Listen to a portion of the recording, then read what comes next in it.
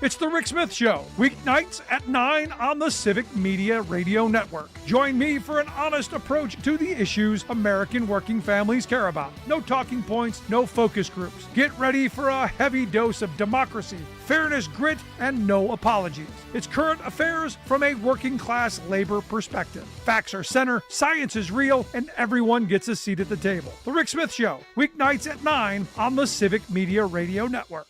T. Schwaba. On the next Nightlight, I welcome Dustin Mack from Appleton's History Museum at the Castle. We talk Wisconsin Dells Ghost Boat Tours, and musician Strategic joins me in studio. Let's light it up. Nightlight.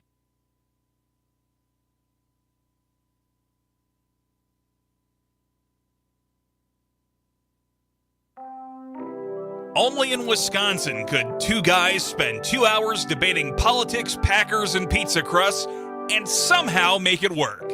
It's John and Gordy, surfing up fresh talk every morning with that signature Madison flavor. Stay tuned. The John and Gordy Show starts now.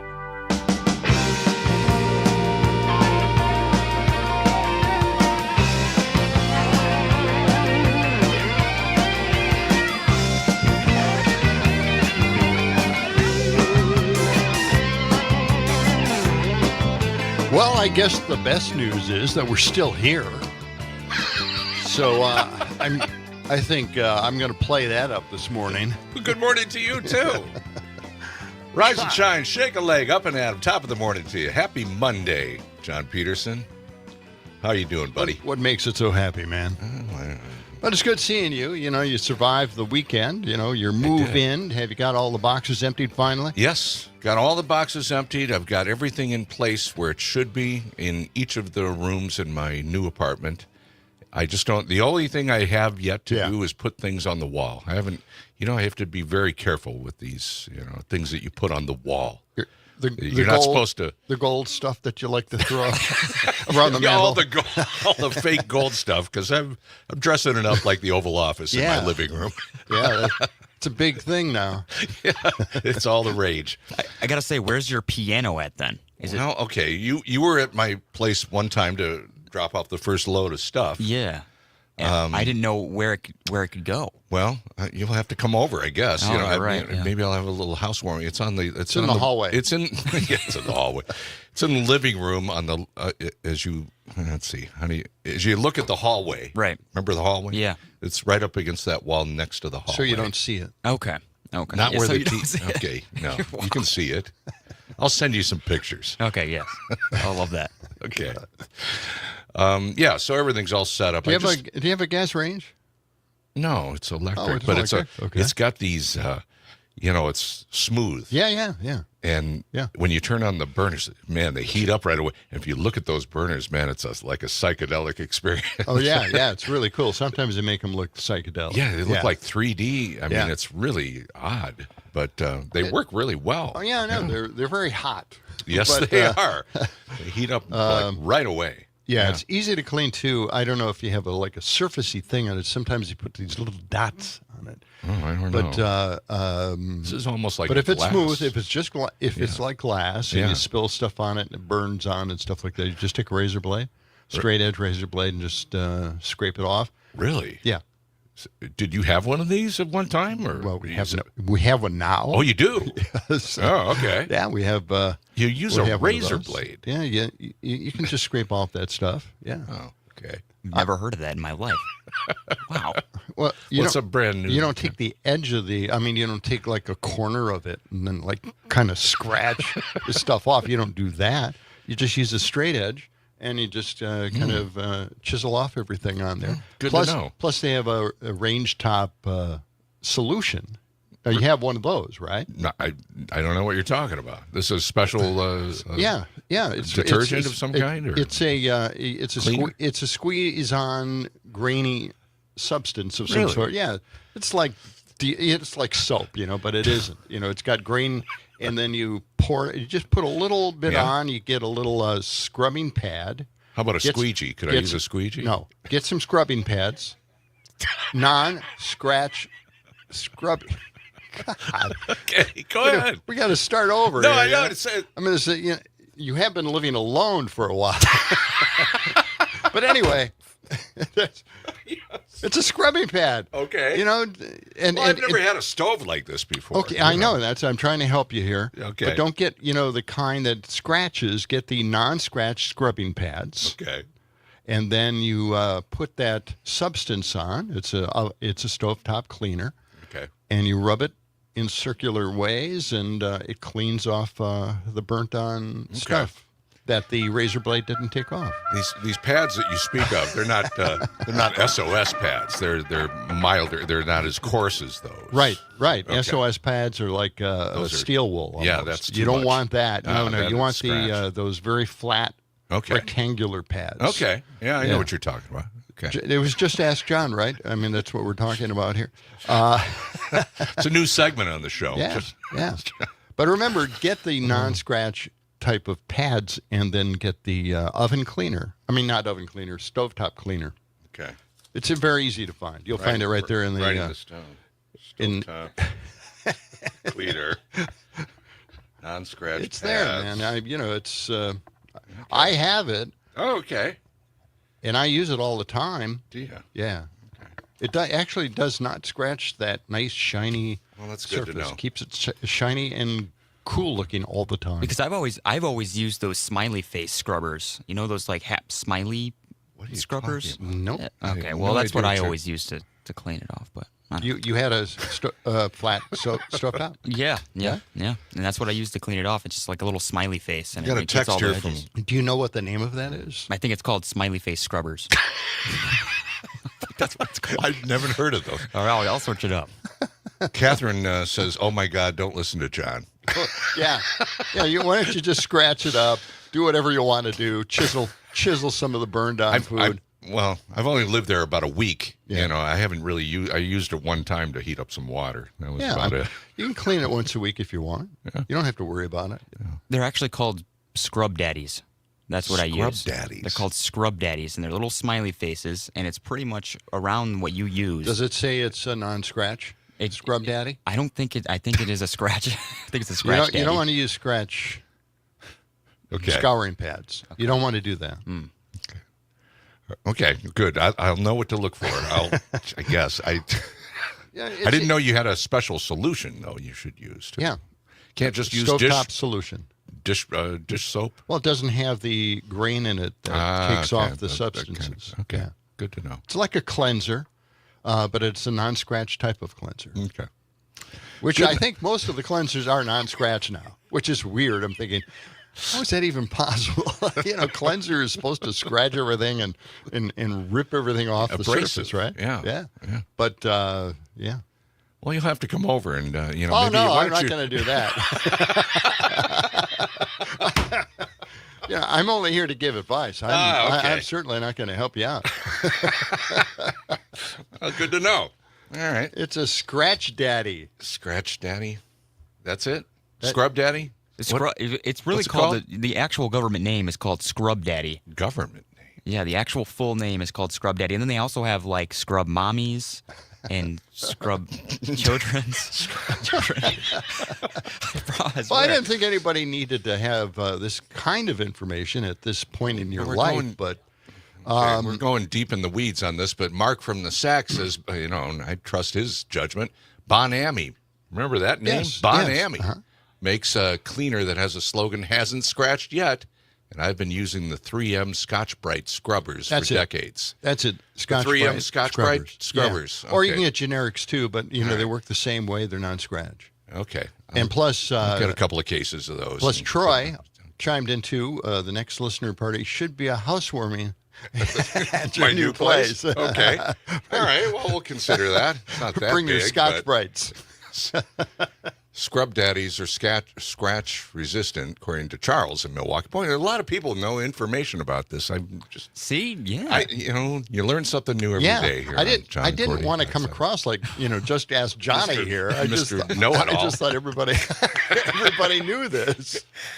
Okay. All right. Well, it's good now that you know. Thank you. We have a lot of this help here. I'm Troy, glad. Catherine, Mark, listening early, and Charles. Weather for today looks nice and clear this morning. It's not as chilly as it was last week, although I did see a little bit of frost on a couple of windshields when I was driving in this morning. It's going to be nice and sunny all day long and a high around 59 degrees. Coming up in a few minutes, we'll check in with Pam Yonke. I'm sure she watched the Packers game last night. Did you watch it? You watched it for a while, Watched right? part of it, yeah. Yeah, me too. First half. I went away angry, What do you mean angry? Why? Angry at Aaron Rodgers? No, the kicker. Are you kicker. kidding me? What do you mean? What are you talking about? The kicker that was on injured, reserved for a while because he stretched his leg in the wrong way. Yeah? Came back, and he missed 2 field goals. Oh. I have a feeling he's going to get cut now. I mean, it was a disaster, right? Mm-hmm. Well, the Packers won. So But you don't have a guy come back after a guy who filled in for 2 weeks, never missed a field goal, and made a Packer record. So you just put him on the bench and bring back the old guy. Sometimes you stick with what you got. The new guy. Yeah, the new guy. Why not? And this guy came in and he botched botched it horribly. I was stunned. And the other guy is now on the practice squad yet or something like that. Really? He's back on it. I hope they bring him back because too. I hate to replace somebody who's been on the team and made the team. Yeah. But they would have had 6 extra points by the time I went to bed. Oh, wow. And I could have, at least Slept had better? sweet dreams. I had the most incredible dream, though. I gotta say, I wish I knew how to recall all of this stuff. But I was part of a major protest. We had the No King's Day protest, which I consider a major protest. Yeah. I had a major protest in my dream, point by point, detail by detail. Everything was explained. Everything went well. And I woke up, and it just all started disappearing. I'm thinking, wow, man, this would be the protest to have nationwide. But were you a speaker at this protest, or you No, were no, just I was you just were part of the taking it all protest. in? But Just- they yeah, just covered part of the everything. protest, Huh. Yep. Interesting. Yeah. Well, there's a big protest coming up, though, in November. I'm not sure. I don't know if that's a good idea or not. It's like a week long, and it stops businesses. Oh, okay. Everything Wow. shuts off for a week or so. It's pretty dramatic. Well, the government is still shut down. We're in day 27, I think. Yeah. Something like that. Now, the point of this one is to stay away from the large corporations, not local businesses. You can still shop there prior and after this protest. But before that, during the protest, you're not supposed to buy anything. From major From anybody. corporations? Yeah. Oh, okay. Yeah.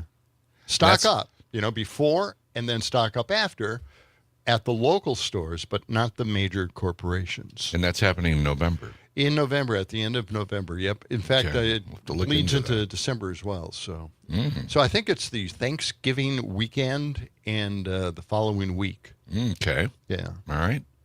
Good to know. Look ahead on they're that. kind of scary. Yeah. We have Pam Yonke coming up in a couple of minutes. We do. We're going to talk to her.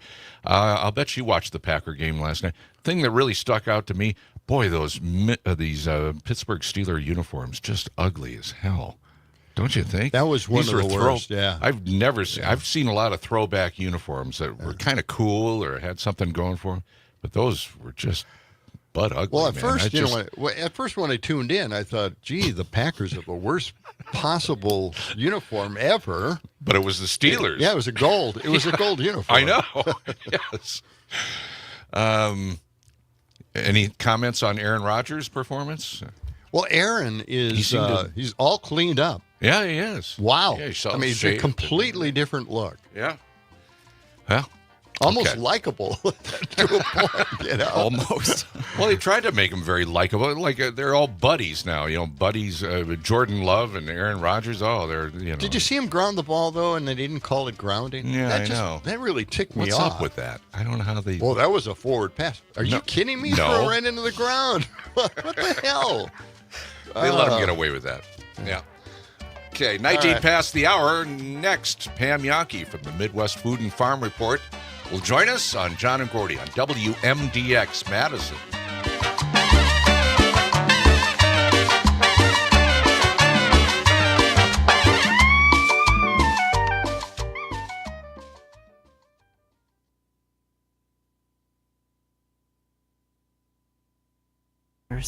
Hearing loss is frustrating. If you're not sure what others are saying in conversations because of loud background noise, why not call Madison Hearing Aid Center? 608-249-4077 is their number. They offer fast and flexible appointments. Talk to Jim or Sarah. They're helping people change their lives with better hearing. Get a free hearing test online at MadisonHearingAidCenter.com. That's MadisonHearingAidCenter.com.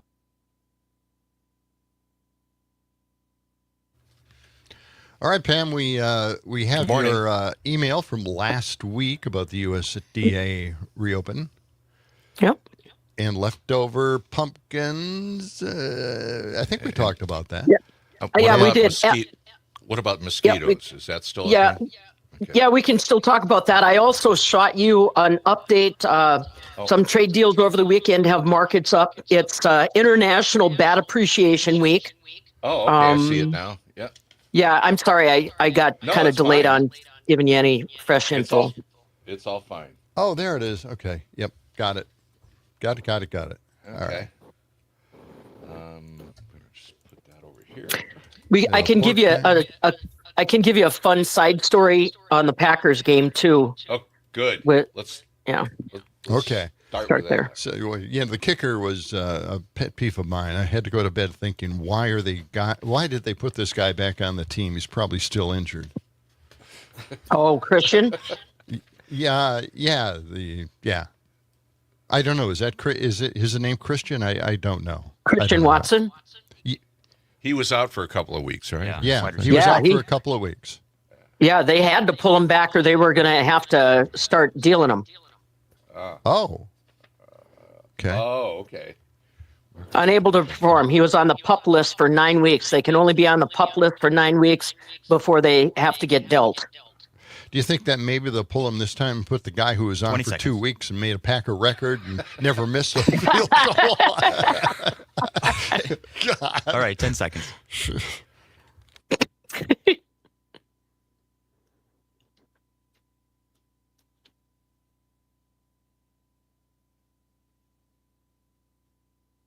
It keeps on getting darker outside. I'm a space cowboy. Bet you weren't ready for that. I'm a space cowboy. I'm sure you know where it's at. Yeah. At. My wife hates that. It's not at. You don't have a sentence with at. Yeah. But I do. I love that. Yeah. All right. Steve Miller there. WMDX 92.7. John and Gordy in the morning. Dom at the controls and our special guest, Pam Yockey's on the line right now. We're talking what's going on. Yeah. How about that Packers game last night? Yeah. Exactly. That song made me think about how the Cowboys got slapped around yesterday again by Denver Broncos. That was enjoyable. I was interested.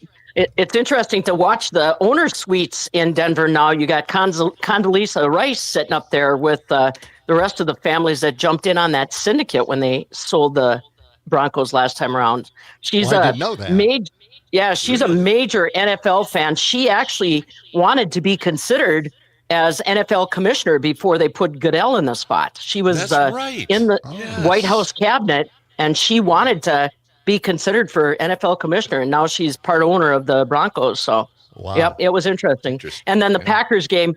So a little sidebar, and I'm sucking up farm time to talk about my other passion. But so the one thing maybe people knew, former U.S. Ag Secretary Tom Vilsack from Iowa actually grew up in Pittsburgh.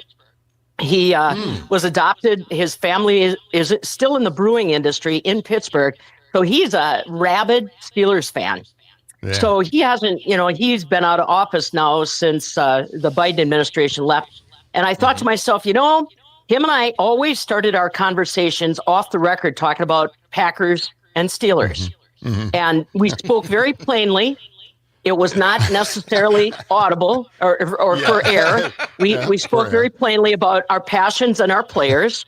And so yesterday, I couldn't help myself. I have his personal email, so I shot him an email just to goad him a little bit on how you feeling going into this with our number 12 and all the kumbaya that was going on last week and that type of stuff. And he said, first that it was good to hear from me. I was relieved to hear that. And then he said that he hoped the Packers had a very successful season, but not Sunday. So I haven't decided if I want to poke the bear again yet this morning or leave it lie. But if you didn't know that about former U.S. Ag Secretary Vilsack, that's one of his passions. So I did not know that. I'm sure that it looked good for a while there. Rodgers was doing pretty well, getting some good calls from the umps. Sadly, yeah. Well, grounding that pass was really egregious. Saying, "Oh, well, it was a forward pass," and it was grounding. If anything, he was still in the pocket. I don't know how that happened. What the hell? They give him that. I thought he wanted to make a statement with that very first pass. He wanted to draw a line in the sand and make sure at least the Steelers fans knew that he was in it to win. So it's over. It's done. It's in our W column. I'm fine. He can go on to the next series of dramas that he wants to create for the team. So there we go. Oh, nice. That was very sincere. Thank you, Pam. Right. Well, let's talk about the Wisconsin Farmers Union. They donated some pork. Well, tell us about that. Yeah, I think it's kind of important that we remind ourselves if you are not dependent on the Supplemental Nutrition Assistance Program, SNAP, or what we call food share in Wisconsin, it's important to remember that by the end of the week, those benefits are going to run out. And if the federal government doesn't get back to work, that leaves about 40 million people nationwide that are in the lurch, facing food insecurity as soon as Saturday. So the Wisconsin Farmers Union decided they wanted to be proactive. We know what a load this is going to be on already, taunt resources at our food pantry. So they donated 35,000 pounds of pork to the Eastern Wisconsin Food Bank up by Appleton. And it's their way of trying to make sure people, it's great to have vegetables, which we do have a pretty good supply of things like potatoes, carrots, onions, but it's also important that people have access to protein. And obviously pork is a protein. One thing people may not realize, and I laud the Farmers Union for doing this. It was in collaboration with the National Farmers Union and their Farmers Union Enterprise, which is basically commercial entities that the Farmers Union owns and operates that helps generate funds for things like that 35,000 pound pork. And that totaled 175,000 pounds total in 5 states. So it wasn't just a small effort. But the other thing that I kind of want people to think about is farmers in some communities are dependent on those kind of supplemental nutrition assistance program kind of things. If they've got a lot of kids, if it's a younger family, don't think that just because farmers are involved in food production that they don't fall victim to some of those kinds of shortfalls. So like I said, that's something that people have got to be aware of at the end of this week. If you've got something extra in your pantry, if there's something that you can do to write a check, your local food pantries are definitely going to need those resources if they don't kick it back in high gear in Washington, D.C. by the end of the week. And in Wisconsin, like I said, that is called food share. I don't have all my numbers on how many Wisconsinites that will impact, but like I said, it's not about just financial levels. It is as far as qualification, but when you look at the demographics, you're talking about kids, you're talking about the elderly, you're talking about people that are maybe working 2-3 different jobs, but still can't string it together over and above rent. So there's a lot of different things to consider, and I'm glad the Farmers Union stepped up. It's hard to believe that they would eliminate the SNAP program. Mm-hmm. That leaves a lot of people stranded. Yeah. That's for sure. Well, see what and with no with no safety net of any type in any other program either. Yeah, yeah. We're just about out of time, but it's also International Bat Appreciation Week. Yeah. So, right. I'll save that for Halloween Friday. We can go into details of why perfect. you should appreciate Great your bat. idea. Okay. All right. Very good, Pam. Thanks a lot, Pam. Thanks, Pam. Hey guys, have a good day. one. Yep, Talk to you too. Friday. That's Pam Yankee from the Midwest Food and Farm Report, which is coming up next, and then we're into Idiocracy for a Monday. Stay with us. John and Gordy, WMDX.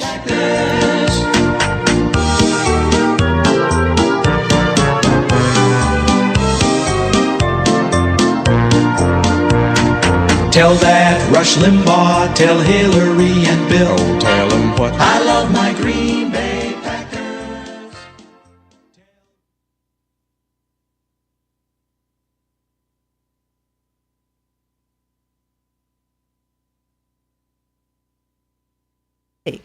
and 92.7 WMDX.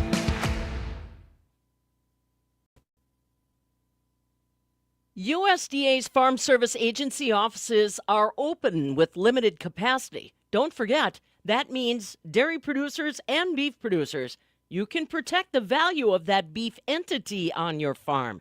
I'm Pam Yankee, starting you off before the opening bell on a Monday morning. Quick look at what's happening in agribusiness news. Katie Burgess, dairy analyst with Everag, explains some of the reasons why you want to look at that next. Hey, everybody, calm down. It's okay. Oh, it's coming. The farm animals can always feel it.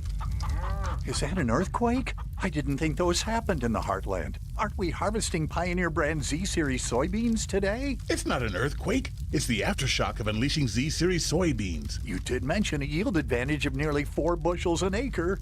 Plant Z-Series soybeans in the 100th season of Pioneer. Visit pioneer.com/greatest yields. A new dairy beef insurance tool is something that a lot of producers should be taking a look at now. Katie Burgess, one of the dairy analysts with Everag, explains the benefits. Right now, the profit is coming from the calf values because the milk prices are only lackluster.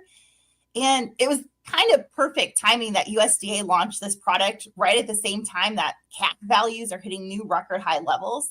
And so we have been encouraging dairy producers to go out and learn more to see if it would be a good fit for their farm, because while the milk prices you can protect for next year are only so-so, you can go out and protect nearly record high calf prices out till next summer. Katie Burgess, dairy analyst with Everag, giving some advice on how to protect one component of the financial pie on Wisconsin dairy operations. And again, remember, the U.S. Department of Agriculture Farm Service Agency offices, open with limited capacity, can take your application. Markets are next. Whether it's finally getting that blue ribbon or enjoying too many carnival rides, we all have memories of the fair.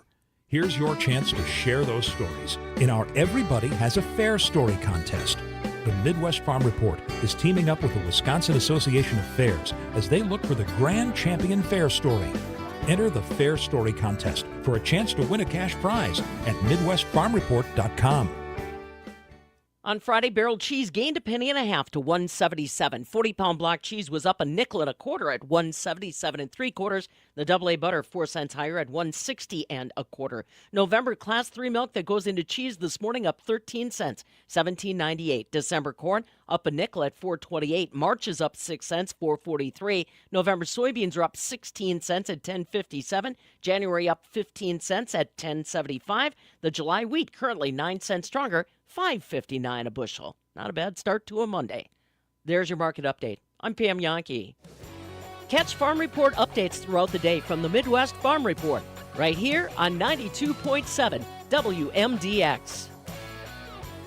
It is going to be a pretty nice day today, mostly sunny with a high in the upper 50s this afternoon with just a light breeze. Tonight, scattered showers after midnight are low in the upper 30s to near 40. Tomorrow, scattered showers with a high in the mid-50s. I'm meteorologist Sean Cable. Right now, it's 36. The Todd Albaugh Show. Paul Giacone-Berry and Sean Hanisch back with another great Wisconsin sports film. No Packers, No Life. Sean came across No Packers, No Life at the Wisconsin Film Festival and said, you got to see it. We got to see if we can do something. This movie is just such a great opportunity to really see the impact of Wisconsin culture halfway around the world in Japan. It is just so magical and joyful. Yeah. So I encourage everybody to come take a look. The Todd Albaugh Show, weekdays 2 to 4 on your local Civic Media radio station and on the app. This is Robert Pilot, host of Native Roots Radio. On our show, we talk about Native issues like treaties, protecting Mother Earth, and holding our elected officials accountable. You'll also hear from Turtle Island voices like Arvina Martin, State Representative Heather Keeler, Ruth Anna Buffalo, Dr. Anthony Stately, State Senator Mary Kunish, Robert Lilligren, and Bob Blake. Native issues are human issues, and human issues are Native issues. Native Roots Radio, weeknights at 8 on your local Civic Media radio station. Todd Albaugh. Hey,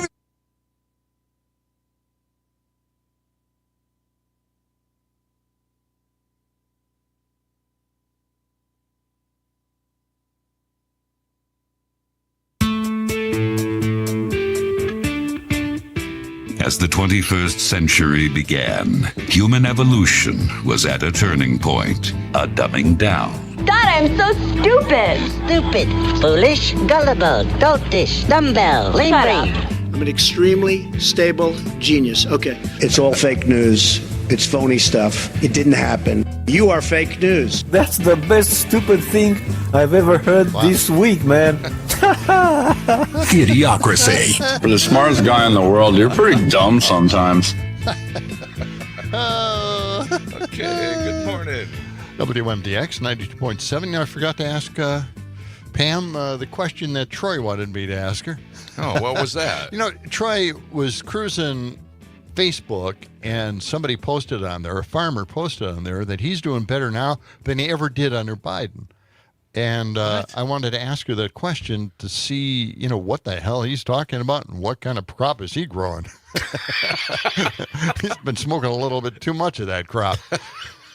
Maybe that's it. Maybe that is it. Yeah. Well, this is Idiocracy for sure. Mm-hmm. Let's talk about the food stamp program, SNAP. The White House now claims it's legally barred. Like, the thing is here, do they really care about anything that's legal at this point? Seriously, they don't. No. So using this excuse is really just kind of laughable. Really? They're legally barred from using emergency funds to keep SNAP running. Oh, yeah, that's right. Just, let people starve to death. Journalists discovered that this directly contradicts the USDA's publicly released shutdown plan. The White House wants to end SNAP, and that is why it's lying to protect themselves, essentially. The plan from USDA was this. In addition, Congress intended that the SNAP operations should continue since the program has been provided with multiple multi-year contingent funds that can be used for state administrative expenses to ensure that the state can and also continue operations during the federal government shutdown. So it dealt with the shutdown directly in their plans at the USDA. Wow, okay. So for whatever reason, somewhere along the way, the White House said, we're really legally barred. Our hands are tied. We follow the rules. Oh, okay. Oh, and that doesn't matter. No matter what the USDA wants to do and how they want to fund SNAP, they're not going to do it. So now the USDA said, you know what, maybe we were wrong in putting that in our plan. Really? Yes.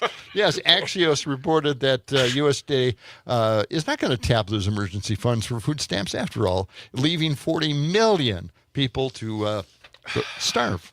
Yeah. That's pretty so nice. we'll know by Friday. I mean, that's when this all comes down, right? I mean, there's still time to open the government back and that's not going to happen. That's not going to happen. You know it isn't. Yeah. I know it's not going to happen. Okay. Hey, there's good news though. I have this morning for the very first time, renewable energy has taken over and leaving coal in the dust, so to speak. Right? Yeah. According to the energy think tank Ember, found renewable energy contributed 34.3% of all global electricity generated in the first half of 2025, while coal fell to 33%. So, renewable 34.3, coal 33.1. In case you're taking notes at home. This is globally? Yes, globally. The populous developing countries like China and India led the charge in adding more renewable energy. So every time we hear that China is burning more coal than anybody else in the world and they're killing us, they're actually going to renewable energy. Right. Okay, and they've always been doing that. Meanwhile, Western this is the big story here. Western societies have not gone the green energy route. And I thought maybe European Union would be a part of green energy. They haven't been part of that. The U.S. and European Union have contributed the most fossil fuel pollution in the world. Isn't that something? Yeah. Yeah, China's really gone They really have. I mean, they've put all their efforts into going with renewable energy in the last number of years. Now let's get 10 into years. something really bizarre here. Trump's assistant and director of communications posted this verbal shot at Kamala Harris's hubby and son. What? So, yeah. You know, Doug Emhoff. Yes. Kamala's husband. husband. And their son, Cole, they posted a photo from a No Kings protest when Trump assistant and White House director of communications, Steve Chung, reposted that picture with 2 words, no cucks. No cucks. Okay. Wow. Okay. All right. That means, if you're unfamiliar with the term, it means weak, servile man, and so on and so forth, and whose wife is unfaithful. And of course, on the right side of the aisle, they always say that Kamala was very unfaithful and that she's very stupid. All things they made up in order to vilify her because, again, I don't see color, but they do. Just to let you know. Right. Can I toss that story? Yeah. I'm going to do that. All right, now here. Okay. Maybe that was the wrong story to bring up. Cucks. You haven't used that term in 80,000 years. Okay. All right, now why don't we just go to the Church of Hate? This is something. The Church of Hate? Here's a guy who showed up at a church where they were reaffirming their belief in LGBTQ individuals, okay? They were supporting them. Right. And this guy did not like it because, he's a real Christian. So let's listen to cut 166. This is him interrupting their service. Let's listen. But I guess that's why I'm here today. You said arrows cause us to move, right? And get up and speak out and say something. And that's why I'm here today, to tell all of you guys that you need to repent, or you should all likewise perish. Because are you familiar with 1 Corinthians 6:9? That says the unrighteous will not inherit the kingdom of God. And that list that's in Corinthians 1 Corinthians 6:9, right? The idolater, the fornicator, the adulterer, the homosexual, the reviler, the covetous, the drunkard will not inherit God's kingdom. And I'm looking around, I'm seeing all this LGBTQ stuff, and that has no place in God's kingdom. The Bible says, what fellowship does light have with darkness, right? You should hold your pastor accountable to teach sound doctrine. This is our choice. We have a choice. But no, we have a choice. Yeah, but there's a truth. There's an objective truth. I don't care what. There's an objective truth. There's an objective truth. And I'm afraid that you guys are on your way to hell if you don't repent. I'm angry. I'm not angry. This is love. This is love, man. You're judging. You guys, yeah, you're right. I am judging you. The Bible tells me to judge. The Bible said that the spiritual man was all right. judged. Well, the guy goes off the deep end, obviously. But, you can't stop these people. They certainly are righteous. But I always call them cafeteria Christians because they have chosen to pick just a few things to talk about, and they think that's important. Cafeteria Christians. Yeah. They pick and choose, Pick right? and choose, yeah. It's like a buffet. Yeah, where you can wear the fiber, 2 different fibers, which is a sin. You can't do that. Right. And they forget that one. Yeah. You know what I'm going to do? I'm going to pick up John Fugelsang's book, yes. so I can come up with some better arguments than that one. Okay. It's available in bookstores now, I believe. Is it? Oh, well, that's very nice. I've got to check Barnes and Noble. Yes. All right. Okay. Now, this is kind of an eye-opener. Timothy Mellon, he donated $130 million to help pay the $9 billion monthly cost to cover military salaries. Isn't it? I find this very unusual that somebody in the private sector would be paying money into the federal sector for service. Yeah, that's very individuals. odd. Yeah. Isn't that strange? Now, maybe it's kind of obvious here because I have more information. He is currently in litigation over his financial connections to the Epstein sex trafficking ring. Oh, boy. Here we go.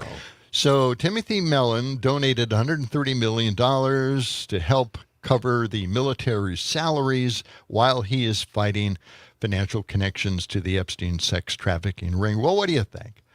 You think Timothy Mellon may actually be buying some favorable approval from the administration and drop that litigation completely, which they have done in the past for other people. 130 million? 130 million, yeah. Wow. And that's just, I guess, a small price to pay just in connection with the Epstein sex trafficking ring. I mean, here we have the House completely on vacation for like 5 weeks, right? Right? Yeah, they just took like 5 weeks off. Because by the way. Because they don't want to approve releasing the Epstein files. Right. Yeah. Now, that's amazing. I would think that once they have to get together and, everybody has to come back, aren't they going to approve it right away? Well, they have to swear in that but they'll also have to do that. They have to do that first. Yeah. That's what Mike Johnson says he's going to do. It's almost like they're just putting it off, right? You think? Yeah, possibly. All right, let's get to Senator Ruben Gallego on what the next Democratic president should do about Trump's ballroom, okay? Oh, yeah. Now, there was a tweet, and this is what he's responding to. It's by Joe Walsh. His idea was any Democrat running for president in 2028 must pledge to immediately tear down and bulldoze and demolish Trump's ballroom and fully restore the East Wing. Wow. That's his idea. I kind of like that.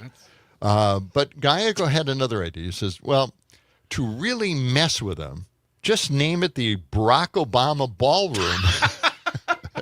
And I think that will take care of half the problem.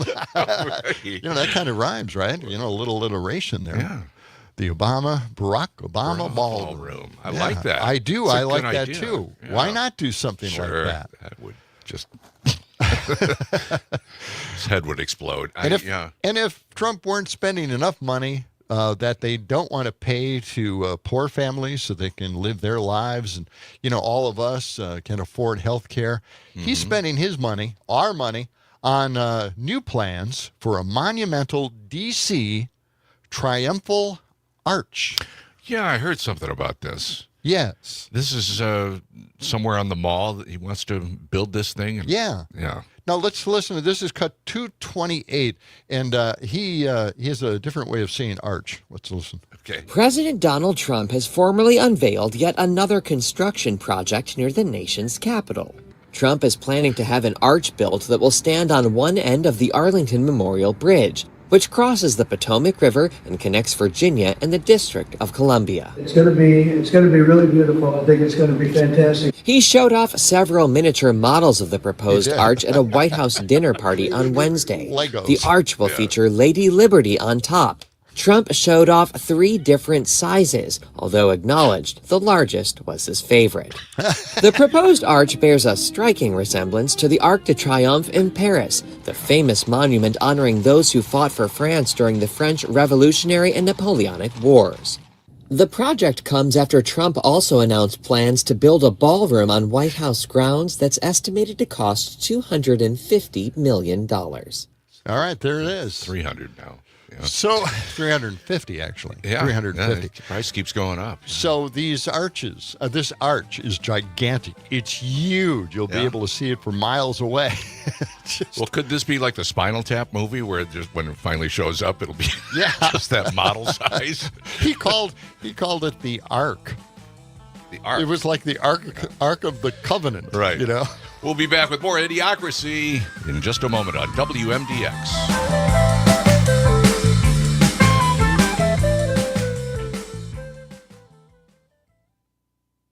Download the Civic Media app in the Google Play or Apple App Store and take us everywhere. This is the Civic Media Radio Network. This portion of John and Gordy in the Morning is brought to you by Madison Hearing Aid Center. If you're having trouble with your hearing, do something about it. Talk with the good folks at Madison Hearing Aid Center.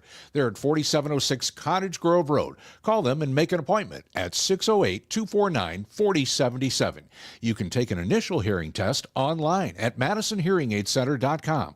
Don't let your hearing loss frustrate you anymore. They help John and Gordy hear better, and they can help you too. Madison Hearing Aid Center. Green and Gold football is back at the Lazy Oaf Lounge. Catch the games on 14 large screen TVs. Join Meat and Jersey raffles at halftime during regular season games and enjoy half-price wings and beer bucket specials. And the Lazy Oaf is a great place for lunch with daily specials, soups made from scratch, and fast, friendly service. The Lazy Oaf Lounge, 1617 North Stoughton Road. Find specials, menus, and more at lazyoaflounge.com.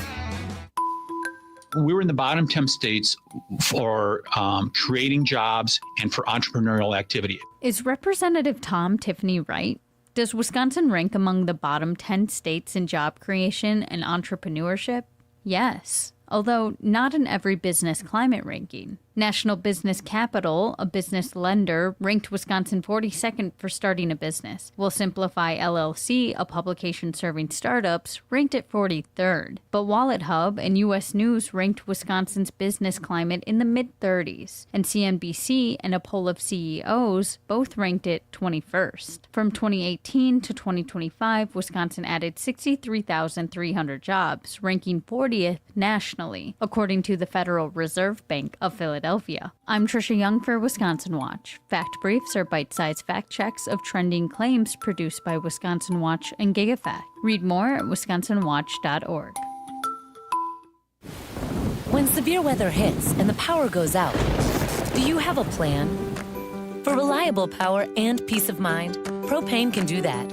It only takes about 10 seconds for a propane-powered generator to restore power to your home. So no matter what Mother Nature has in store, you know you're prepared. Learn more at WIPGA.org. This message is sponsored by your local propane provider and the Wisconsin Propane Education and Research Council. Get monster savings during October at Verlo Mattress of Madison. Save hundreds off mattresses, platforms, bed frames, sheets, pillows, and plenty more. American-made, locally crafted. Check out monster savings all month long at Verlo Mattress of Madison. Daylight saving time ends this weekend. Turn your clocks back 1 hour and take the extra time to replace the batteries in your smoke detectors, too. A message from your local Civic Media radio station.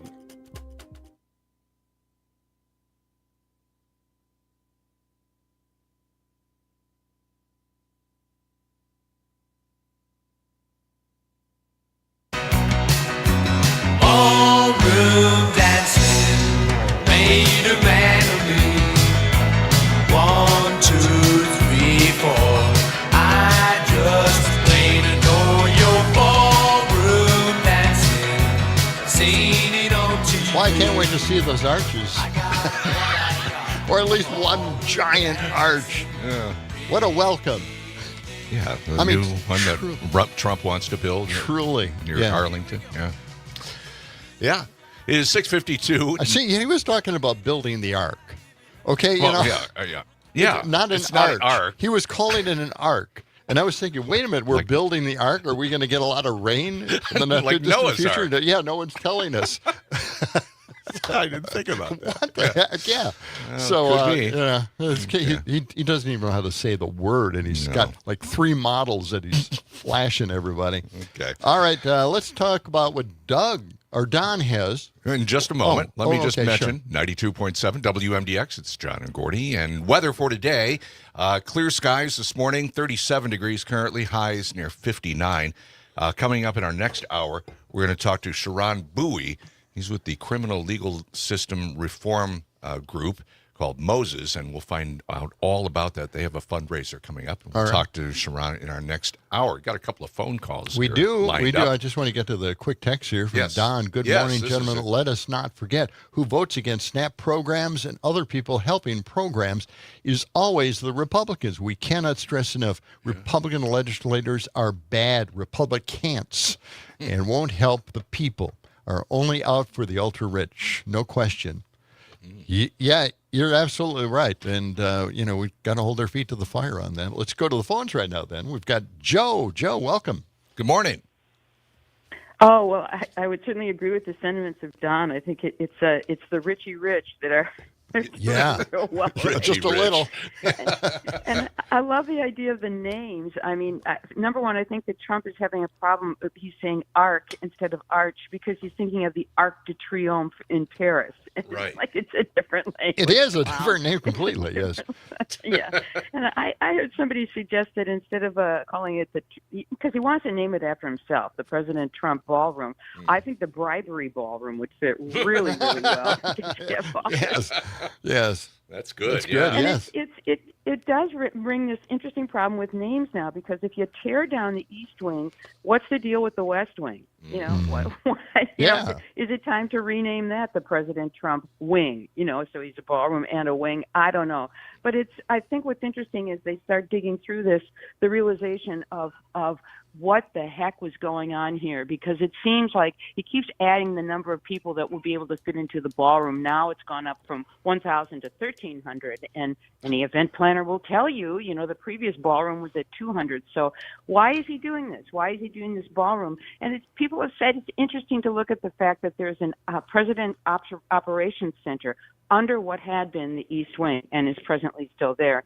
And he has said several times the military is going to be really involved with this ballroom. Like, what's the military doing with the ballroom? Yeah. Well, they're not involved with the ballroom. They're involved in what is going to be below the ballroom, which is an expansion and a bunker-like kind of addition to this. We don't know how much is being spent on that and who's paying for it, because as you've noted, the amount spent on this ballroom or spending on this ballroom has gone from 200 to 350 million in no time at all, in like 3 weeks, you know? I mean, if you had a kitchen remodel that went by that, you'd be really angry. Yes. Well, maybe he's putting in a nice kitchen now. Better one than they thought. So at any rate, I think we've just started figuring out, if we figure out what the heck is actually being built here and who's paying for it. Yeah. Thanks, guys. All right. Thanks, Joe. And let's go to Matt. What do you got for us, Matt? Good morning. Morning, guys. I went to make the call, and I think you might have said what I was going to say, which I'd like to see the arch in the Spinal Tap version where it's a miniature. Yes, I know. Yes. But I also want to say, like, here we are with the Republicans yet again trying to start an illegal war over oil. Yep. Yes. We've seen that before. That never works out well. And then we just need to rub it in every time we can that this whole administration is about robbery and stealing money from us. Yeah. They're stealing it through cutting Social Security, which we've all paid into. Yeah. They're stealing it through Bitcoin and all this bribery happening. And some of this Bitcoin stuff and the cons is coming from countries and families who've killed Americans, like 9/11, all the terrorism supported out there. I mean, it's just disgusting. It is. Yeah, they're going after Venezuela. Yeah, I know. Yeah, they want to start a war. They do. Yeah. They definitely do want to do that. Matt, thank you for that call. Thanks, Matt. 608-879-8255 is our number. Okay. Well, this was unsettling information. Ex-DHS officials have warned that Trump's whole of government revenge tour won't stop. They're going after everything. Yeah. New reporting from Reuters reveals that Donald Trump has assembled dozens of officials across the federal government, including the FBI, CIA, Department of Homeland Security, to seek retribution against his perceived political enemies. Ambassador Norm Eisen and Miles Taylor, former chief of staff at DHS, joined the weeknight, and they discussed all about that, the takeover, and they're out to get everybody that's in government, was in government, and they're going to go after him. Yeah. That's what it's all about. Revenge. Yeah. It's retribution. Now, I think, and this is what I've been telling Democrats to do, and that is to threaten the Republicans. Threaten them. If they want to do something, then threaten that we will investigate what they're doing to make sure that everything is on the up and up. And if they're not, they're going to prison. And I don't know why we're not threatening them with follow-up. We're going to look into everything you're doing to make sure that it is legal. If it isn't, you're going to be going up the river. Up the river. Going to the Hooskow. You're going behind bars, buddy. Yeah. Okay. Well, it's pretty tough talk there, man. It is 6:59. We've got news coming up, as well as weather update, sports. And in our next hour, we'll talk to Sharon Bowie about the Moses organization. We'll find out all about that. Madison organizing in strength, equity, and solidarity. And we also be talking about Turning Point USA as well. It's all coming up on John and Gordy. Stay with us.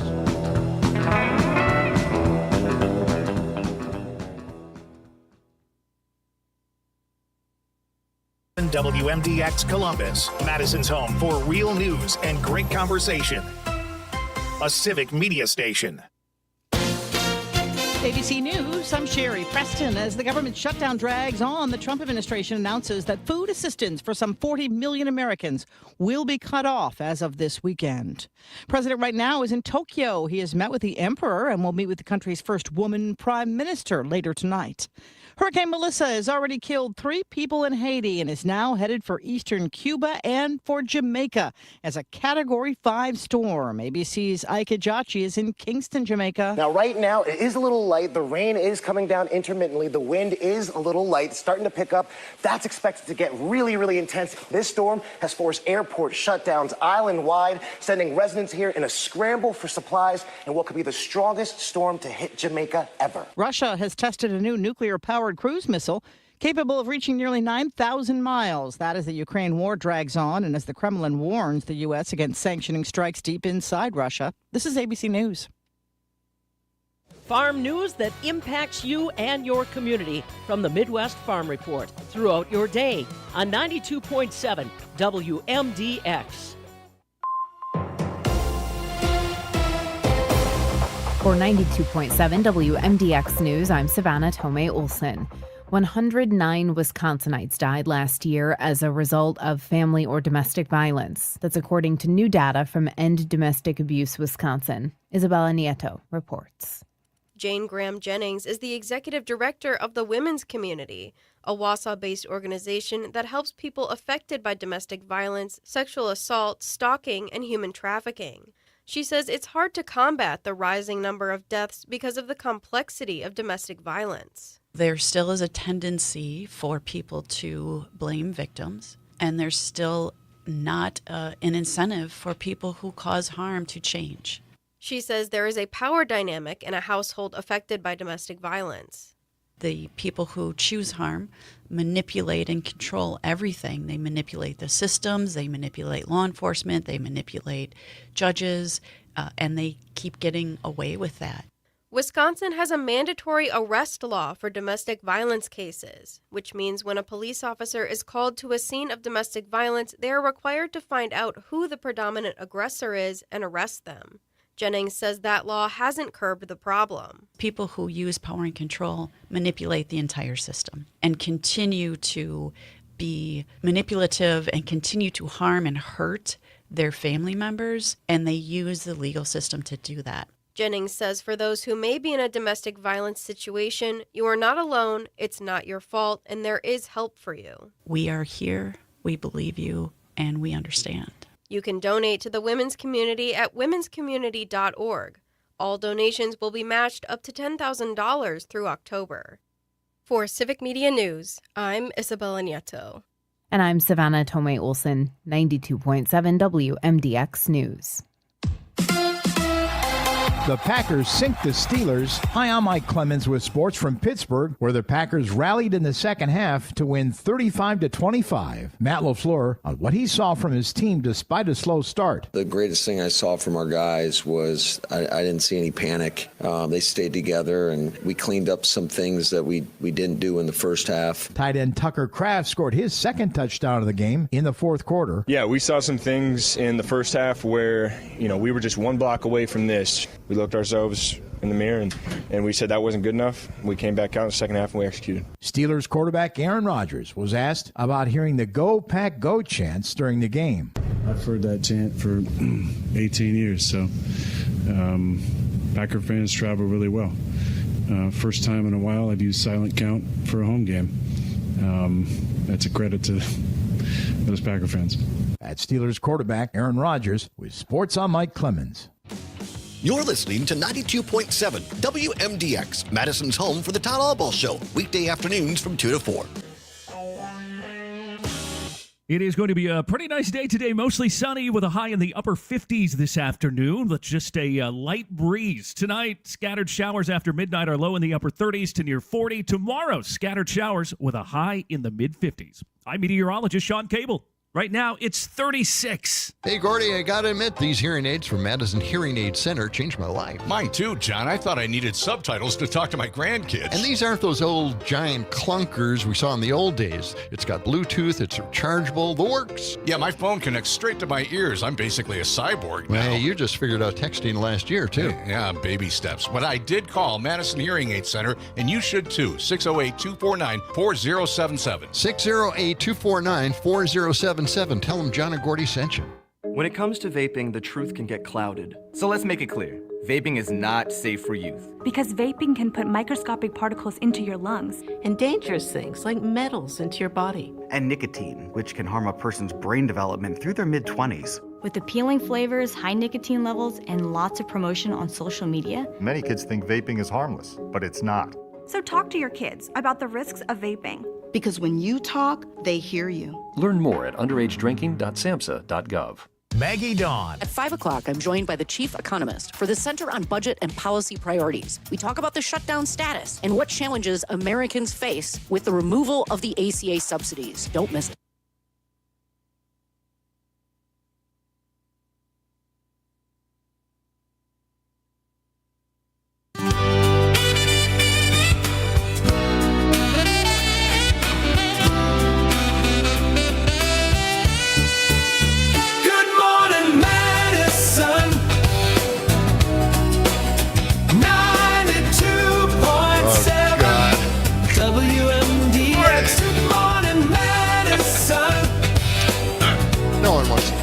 Something so cheery. Oh, come on. It's Monday, start of a new week.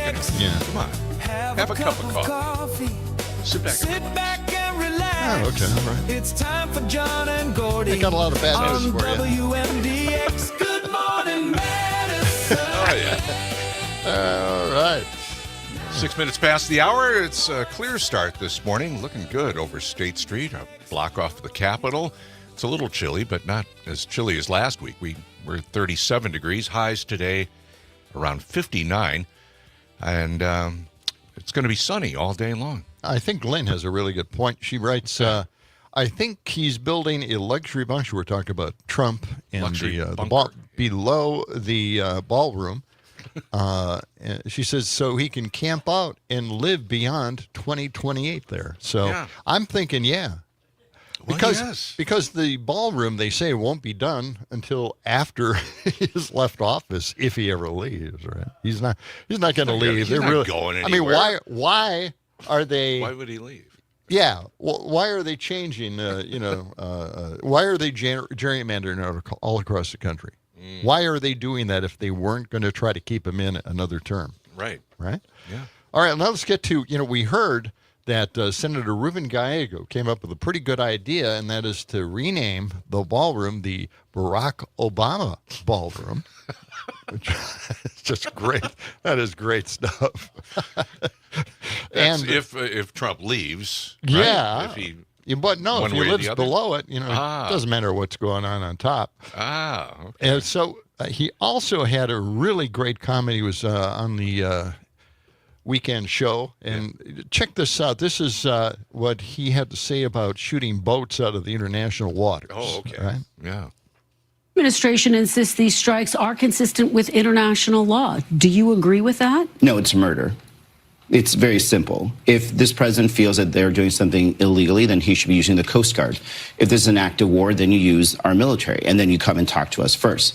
But this is murder. It's sanctioned murder that he is doing that. And it's very simple for someone like him to talk about killing people or doing something in the name of war. He's never actually served. He's never actually pulled a trigger. And it's very dangerous what he's doing, both to our international relations, to our friends down in South America, and to these men and women that have to make these calls for a president who has zero understanding about the responsibility someone has when it comes to having to make life and death decisions. It's disgusting what he's doing. Yeah, that's it.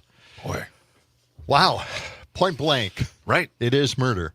And they haven't really justified it. They really haven't come up with any proof whatsoever, and they just keep doing it. And, of course, they're certainly raising the temperature down there.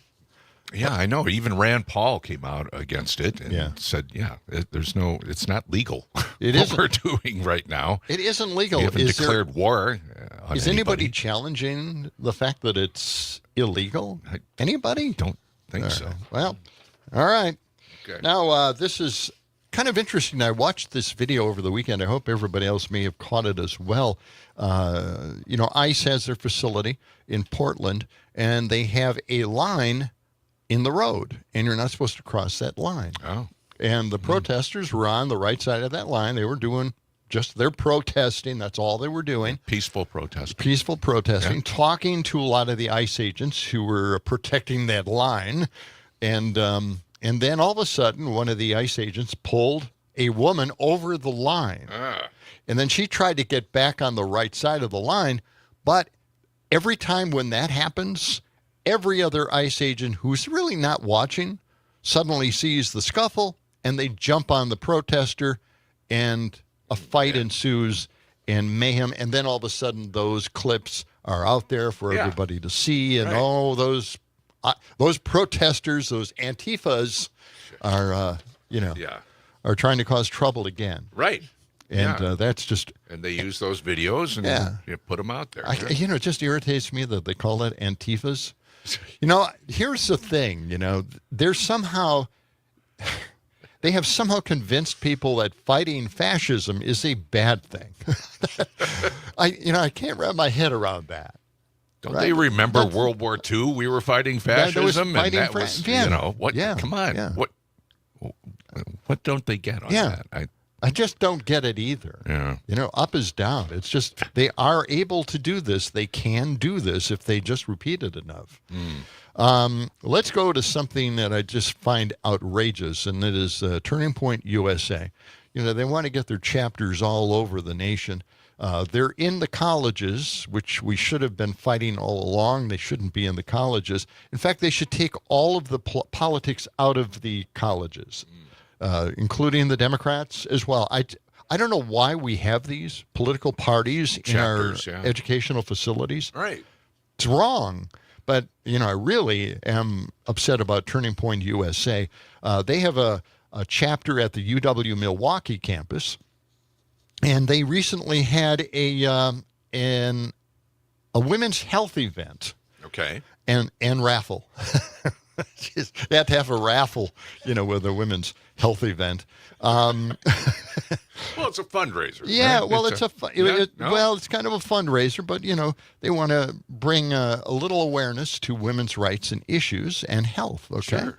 And one of the things that they did mention, and that is get resources to empower you to make informed medical decisions. This is for women. Get resources to empower you to make informed medical decisions, which is a lie because they're against women's choice. Oh. Right? It's celibacy till marriage. Now, I got to play this clip. This is because it's really weird. No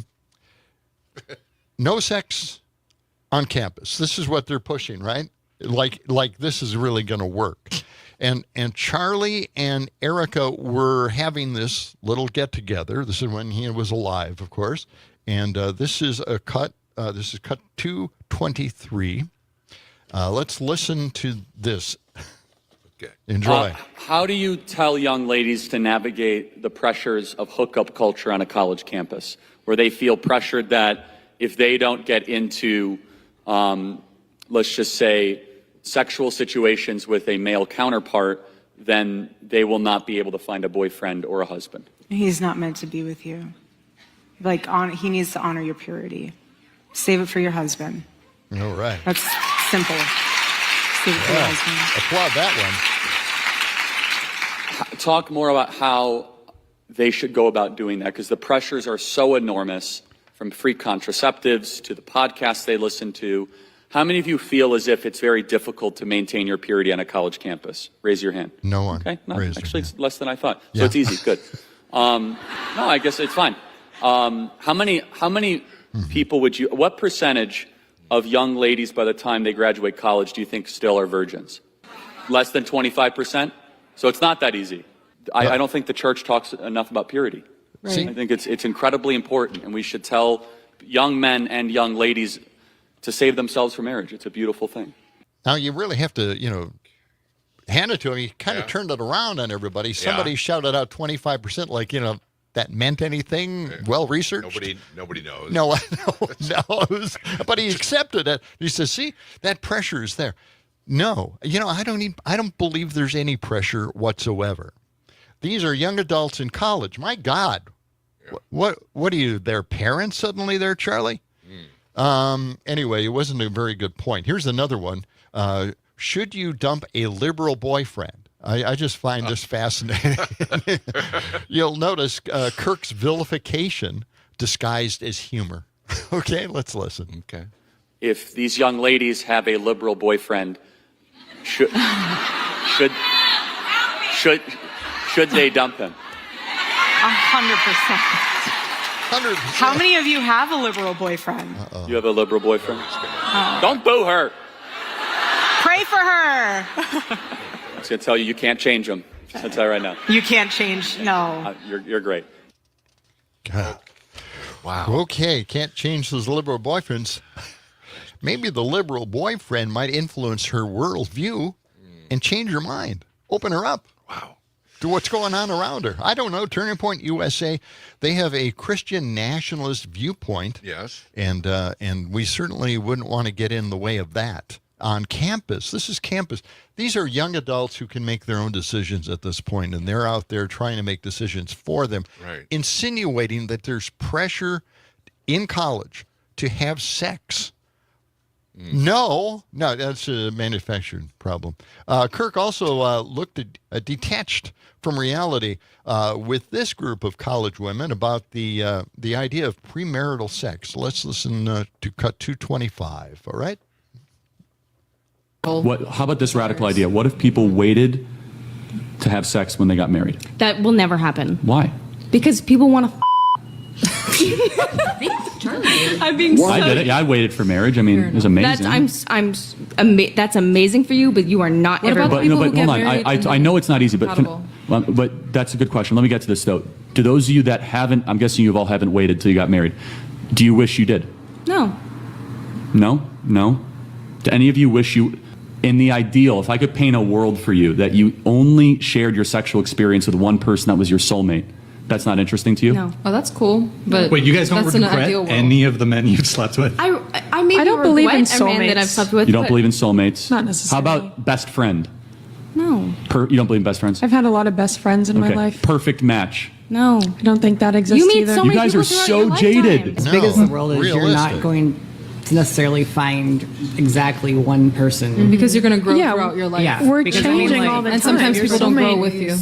Do you think America was a better country when people waited to have sex when they got married? You think everyone did that in America? No, it was the vast majority of women in the 50s and 60s would not have premarital sex. Do you think that's a good thing or a bad thing? Help me understand. No, you don't think women are being harmed by hookup culture? No. Okay, there you go. Point blank, no. Roll it back to the 50s and 60s. Wow. Yeah. Go back in time 75 years. And then, of course, he's creating this idea that they didn't have sex back then. Right. Sure. Yeah. Right. Okay. Just because they had dresses didn't mean they didn't have sex. I don't know. It's I'd like to hear from some women on this. What they think. 608-879-8255. But you can see he's insinuating that there's some pressure, that they can't control themselves, that they're being pressured into having, premarital sex. And he seemed completely out of place because they disagreed with him 100%. At least that last group. Seems like it. Here's an interesting addition to what I'm talking about here. Charlie Kirk's Turning Point USA teamed up with a registered sex offender. That's true. What? Kirk decried the sexualization of kids at his pastor's summit. That's what he had. He had a pastor's summit. But the founder of one of those sponsors of the pastor's summit was convicted of attempted coercion and enticement of a minor. So how does that happen? I don't know. All right. We've got Catherine on the line. Catherine, what do you have to say?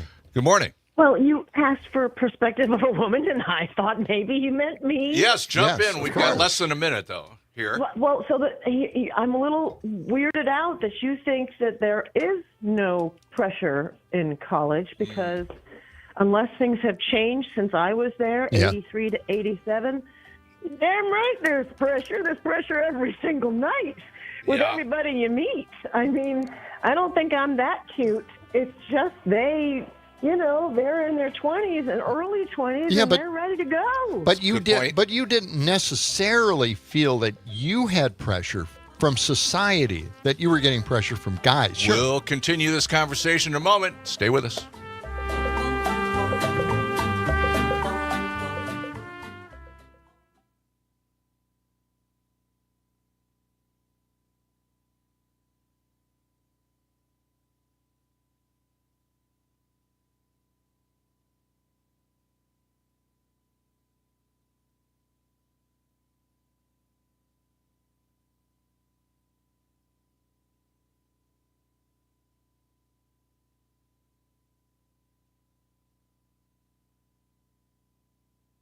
Now they can cook. I could really go for some of that 12-hour smoked pulled pork. Ooh, and some pasta. Okay, now I'm hungry. Sugar River, here we come. And they have that great kids menu, too.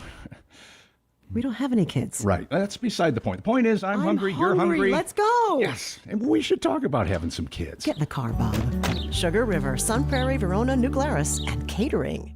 Hey, Gordy, I gotta admit, these hearing aids from Madison Hearing Aid Center changed my life. Mine too, John. I thought I needed subtitles to talk to my grandkids. And these aren't those old giant clunkers we saw in the old days. It's got Bluetooth, it's rechargeable, the works. Yeah, my phone connects straight to my ears. I'm basically a cyborg now. Well, you just figured out texting last year, too. Yeah, baby steps. But I did call Madison Hearing Aid Center, and you should too. 608-249-4077. 608-249-4077. Tell them John and Gordy sent you.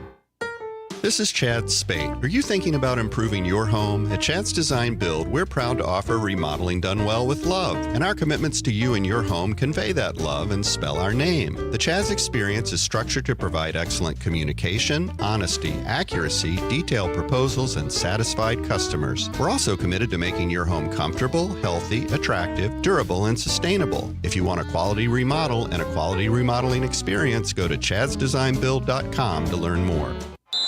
Timeout. All right. Remember, we're a team that plays together. Listen, the winning will take care of itself. We just have to get everyone involved.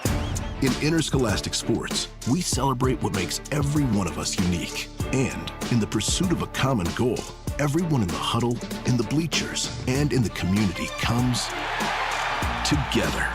This message presented by the WIAA and the Wisconsin Athletic Directors Association.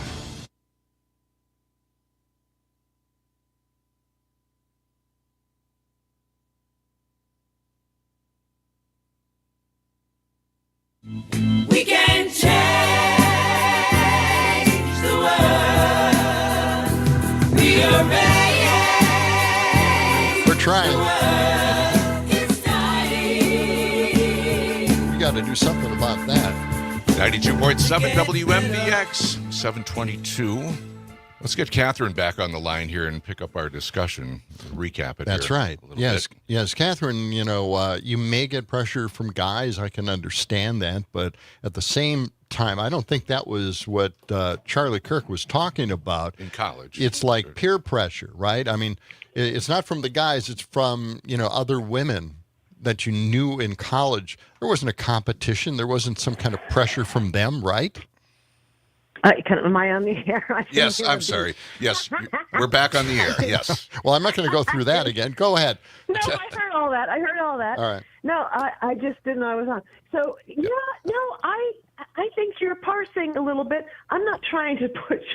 First of all, why are we talking about Charlie Kirk? First of all, I mean, seriously. Because everybody's taking him seriously. They want to put Charlie Kirk in K through 12 schools. That's why I'm bringing it up here. That guy should not be near any school. Right. Well, he was a virgin until he was married. I know. I don't know why you think he's a creep.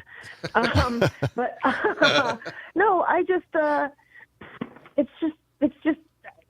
was my experience. Mm-hmm. High pressure.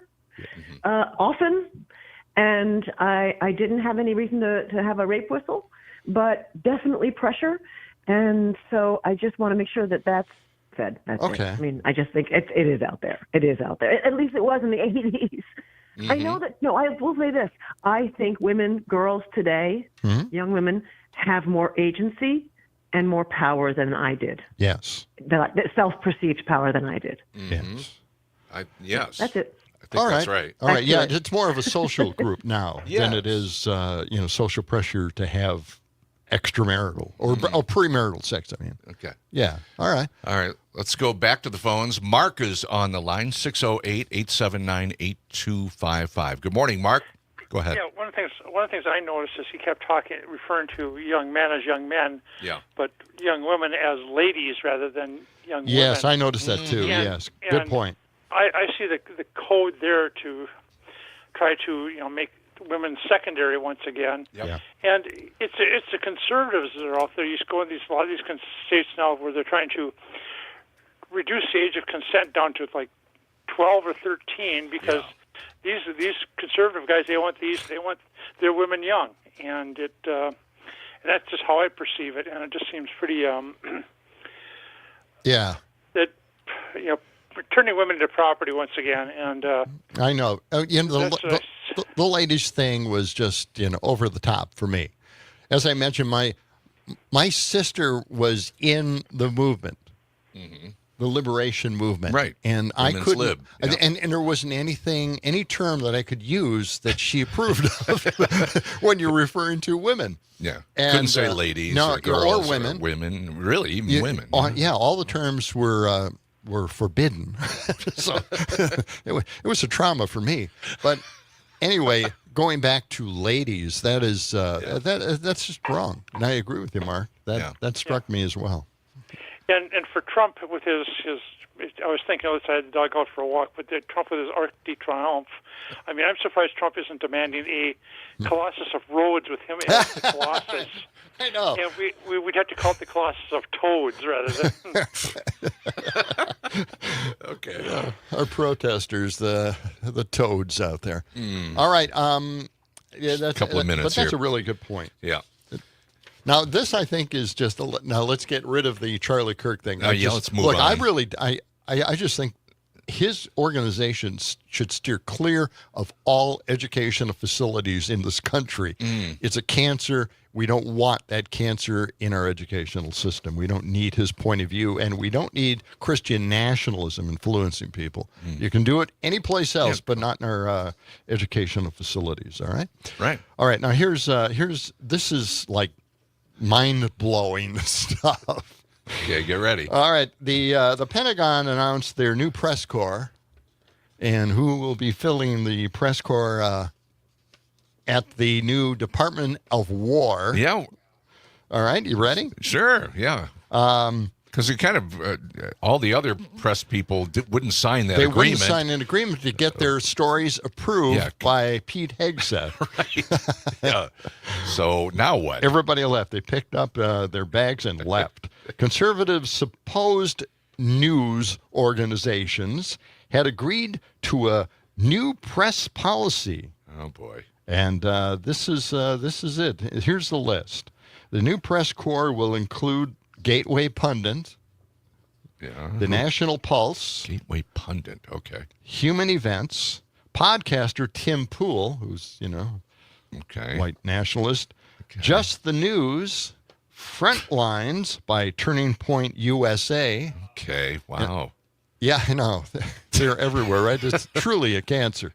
And then, of course, this I saved for last because this is just amazing. I did not know this. Lindell TV. The Pillow Guy's got a TV channel? My Pillow Guy has a TV network. How did I not know this? Lindell TV. I got to tune in for that. Well, we got to find that one somewhere, right? Oh, God. So, he reminds me of the guy from Ronco. Remember that? Yes, yeah. He's always selling. He's always just out constantly. there, Mr. Energy, right? It's the greatest thing in the world, and it's on sale. Well, God. Can you imagine these people? These are the next generation of news corps coverage that we're going to have for this nation. Can't wait. This is even beyond anything anyone would ever write for the follow-up to Idiocracy, Idiocracy 2. You You can't make this stuff up. We're into crazy land. It is totally crazy. Nuts. Everything's off the rails. Okay. All right. It is 29 minutes past the hour. When we come back, we're going to be talking with Sharon Bowie. He is with the Moses organization in Madison. Madison Organizing Strength, Equity, and Solidarity for criminal legal system reform. We're going to find out what that's all about. They've got a fundraiser coming up. And much more on John and Gordy on WMDX. Stay right there.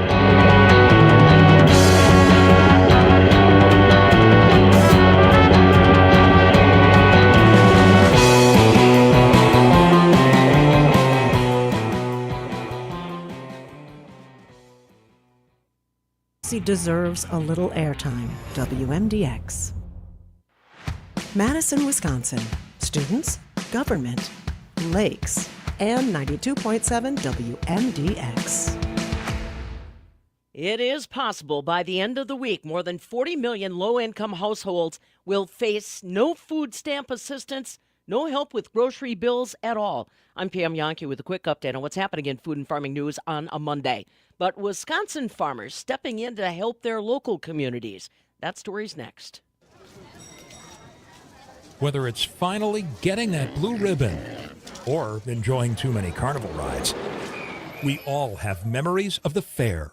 Here's your chance to share those stories in our Everybody Has a Fair Story contest. The Midwest Farm Report is teaming up with the Wisconsin Association of Fairs as they look for the grand champion fair story. Enter the Fair Story contest for a chance to win a cash prize at MidwestFarmReport.com. The National Farmers Union, along with the Wisconsin Farmers Union and Farmers Union Enterprises, trying to do what they can to prop up rural communities when it comes to food assistance programs and the lack of funding that may occur by the end of the week. Darren Von Ruden, president of the Wisconsin Farmers Union, says that they delivered 35,000 pounds of pork to Feeding America in eastern Wisconsin. Just felt that with the current situation and farmers, especially in a bad spot, but also with the federal government and not knowing if there's going to be SNAP dollars available, wanted to make sure that communities around the upper Midwest had a little bit extra protein to consume and be available for those folks that can't afford to buy it. And, it's one of those things that as farmers, we want to make sure that people have high-quality food. Darren Von Ruden, president of the Wisconsin Farmers Union, says the 35,000 pounds of pork here in Wisconsin, part of a bigger donation effort across 5 states. They donated a total of 175,000 pounds of pork to 5 different states. From sugar beet fields to dairy facilities, producers count on an operating line of credit from Ag Country Farm Credit Services to help make their operations more profitable. With multi-year commitment options, digital tools and remote deposit, and the ability to only borrow what you need when you need it, our operating line of credit makes financing your needs easier. Visit agcountry.com/line of credit or call 800-450-9858 to learn more. Terms apply. See website for details. And in case you didn't know it, this week is Bat Appreciation Week, not just in Wisconsin, but it's an annual international celebration. Did you know that with over 1,450 species, bats make up about 20% of all mammal species, making them the second largest group of mammals on Earth? Want to learn more about bats? Go to the Wisconsin DNR website and search for bats. That's a quick update on food news on a Monday. I'm Pam Yonke. 92.7 WMDX, Madison's real news and great conversation, and home to the Todd Allball Show, Monday through Friday from 2 to 4. It is going to be a pretty nice day today, mostly sunny with a high in the upper 50s this afternoon with just a light breeze. Tonight, scattered showers after midnight are low in the upper 30s to near 40. Tomorrow's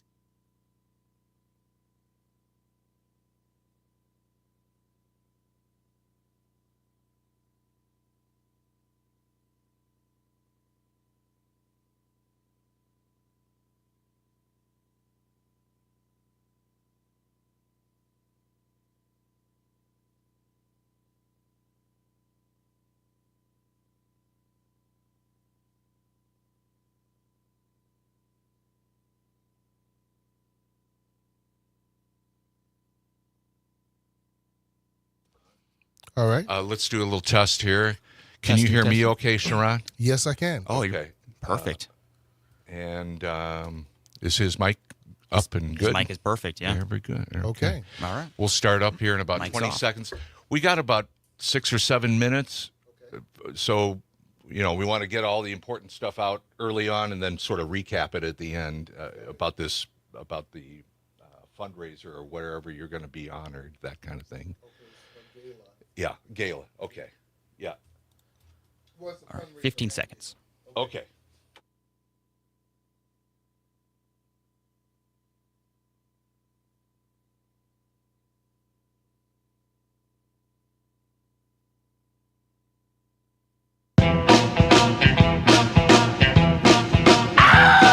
Goose-stepping mama, undercover charge. Goose-stepping mama, taken by and large. While you tinker with some tailor, someone sold you to a sailor. Goose-stepping mama, WMDX goose-stepping mama. 92.7. It's John and Gordy in the morning. Check us out on the Civic Media app if you can, WMDX, and then text us, voice note us, or just give us a call and get in on the program. Weather for today looks just fine. Clear skies this morning. We'll see a lot of sunshine. Highs around 59 degrees. Right now it's 38 here. And time for us to welcome in our guest, Sharon Bowie. Sharon, good morning. Good to have you with us this morning. It's great to be here. Thank you. Tell us about the organization that you're with and about this event coming up. Give us a little bit of background on this. Okay. Well, the event is a gala that will be on November 22nd at the Goodman Center. It's by Moses, which is a satellite organization of the Wisdom Organization. And what we do, or what they do, is they work for systemic change in the criminal justice system to try and make it more equitable for individuals who are incarcerated and who are released from incarceration. Incarceration. Yeah, not Moses stands for Madison Organizing in Strength, Equity, and Solidarity. That's correct. So it's an acronym. Yes, it is. All right. And how did you become involved with this organization? Well, I'm a member of a couple of different criminal legal organizations that seek, as I said, systemic change, and Moses is a part of some of those organizations. For some reason, they decided to honor me with the Transformation Award at their upcoming gala. And do you think you deserve it? You must. I mean, you must have an idea why they're honoring you. Can you tell us a little bit about your personal story? You're out there promoting this, so that's fantastic, right? Well, yeah. Well, I'm deeply honored to be considered for this award. I believe it's an indication of when commitment meets transformation. And as a result, you become a little bit bigger than yourself. Whether or not I deserve it, that's up for the individuals who are bestowing that. Now you're at the Office for Justice Reform. Yes, now, in Dane County. Now that works together with Moses on this as well, right? Well, actually not. We recently had a sequential intercept model mapping training at the Alliant Energy Center, and Moses was one of the invitees there. All right. Now, is there reform taking place? Are they actually making reform happen, or just at least getting their 2 cents in? Well, Moses is absolutely going to get their 2 cents in. They attend numerous county functions and I believe city functions to make their opinions known on some of the criminal legal issues that are happening in the state and in the city. I can tell you the Office of Justice Reform is a relatively new office in Dane County, and we're doing as much work as we can to reform the criminal legal system here to make it, again, more equitable for everyone. Is there a bail type of situation that you're trying to reform, or has that been reformed?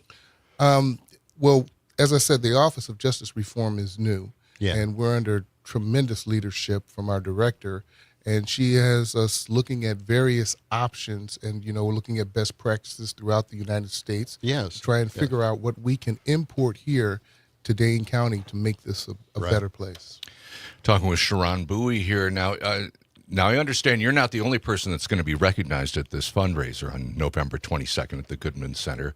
There are 3 justice-impacted individuals who have worked through stigma and disparity to transform their lives. Can you tell us a little bit about your personal story, or how you, how things have changed for you?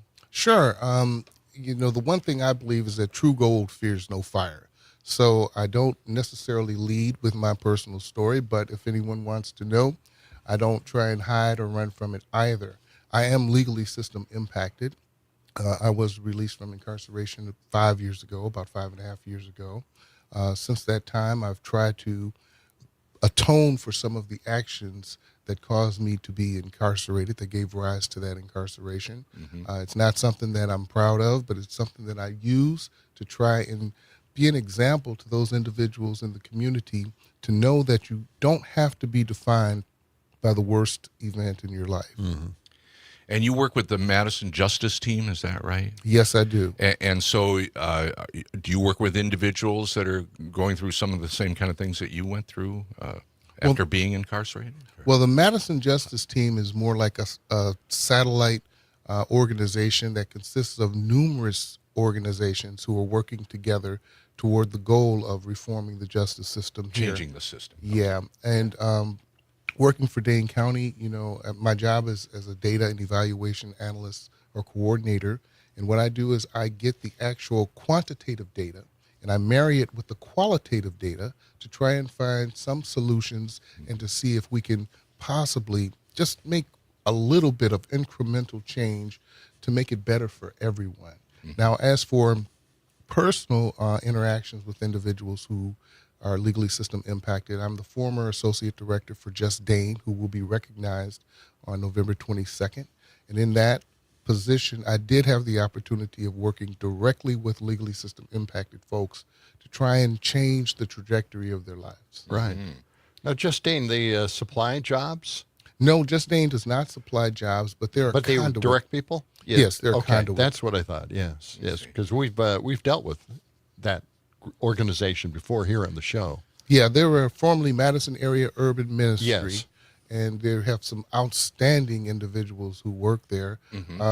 It was very bittersweet, and it was very unnerving for me to leave that position to take this position. But I felt that I can be more strategic in trying to change the system rather than more tactical while working at Just Dane. Now, I wonder how frustrating it is. I mean, you have mentioned like maybe 3 or 4 or 5 different groups all working for the same ending, reform. We want to get reform going. What is the roadblock? What is the one thing that we really need to consider as the roadblock to any kind of reform that you and Moses and everybody else, all these other organizations are striving to accomplish? Well, we have different perspectives as to what constitutes reform. For instance, one person's reform is another person's setback. So what we have to try and do, at least this is my opinion, being on the Federal Defender Services Board, for example, also the Madison Justice Team, Office of Justice Reform, is we need to try and get consensus among the groups as to what particular issue we're going to pursue.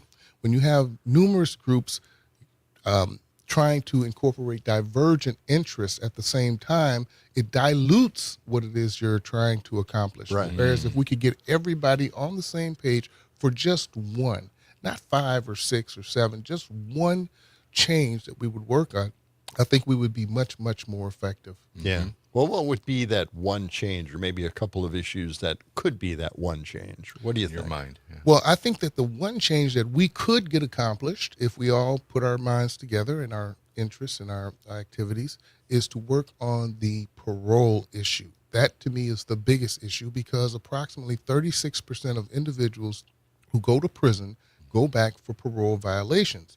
So if we could somehow address that issue, and that issue only, we would significantly reduce the number of individuals who are incarcerated.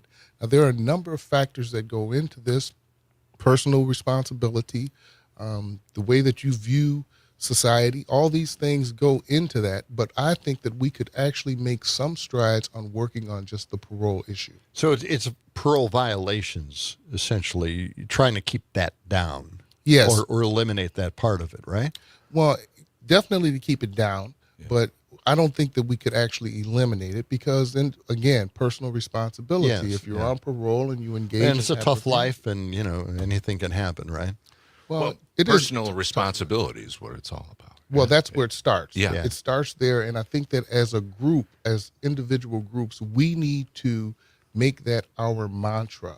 Let's first start with individual personal responsibility, and then we work from there. That's the foundation upon which we set any actions that we're going to try and engage in. So keeping opportunities alive for those individuals that need this help, this reform. Yes. Well, you want to have, there are opportunities. And that's one of the things that I want to try and stress is that there is a misconception that there aren't opportunities. Let me give you a quick example. Your reentry or your reintegration in society doesn't begin when you leave the prison gates. It actually begins while you're in prison to take advantage of the opportunities that are there. And there are significant opportunities for individuals who are incarcerated. And that makes the transition so much easier. However, there are a number of issues that sometimes get in the way of individuals taking advantage of those opportunities.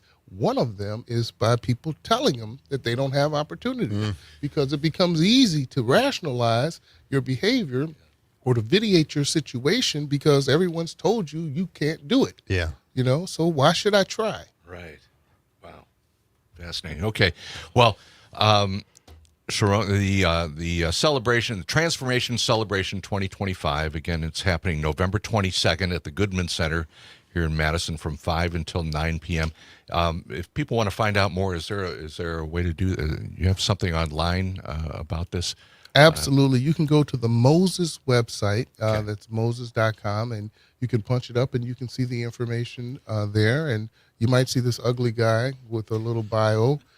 Just ignore him. Don't go crazy. What are you talking about? Come on, man.